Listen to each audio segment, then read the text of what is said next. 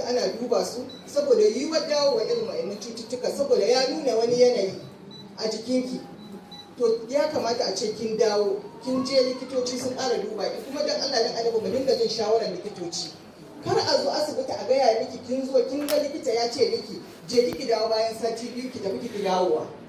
Wa'annan abubuwan ba karamin tashin hankali bane. Ki je gida sai ki gaya mijinki ko ki gaya ƴan uwanki sai a ce kar ki koma, ba an asibiti bane. Kar ki ji wannan magana, ki dawo asibiti a duba ki, a dora ki duk abin da likita ya ce miki ki ci. In an ce miki ki canza kaza ki yi, ba wai in kika dawo daga asibiti ba ki dawo gida a canza miki tunaninki. Wannan shine musabbabin abubuwan da dole ne mace mata sai sun ɗauki mataki a kai. Dan Allah dan annabi ƴan uwana mata ku yi haƙuri, ku kula da kanku, ku kula da 'ya'yanku. Tsafta tana ɗaya daga cikin abubuwan da ya kamata.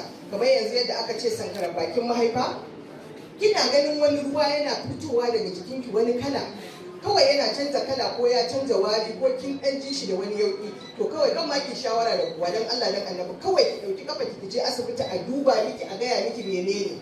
Mata dan Allah dan annabi sake-saken nan da ake yi, ku yi hakuri dan Allah dan annabi, ku yi hakuri. Kowa yanzu da kuka social media talla kayan mata ake, ba abin da ake talla irin kayan mata, kuma biyawanci sai a ce miki ai mallakar ƙasa, to mallakar bala'i ce.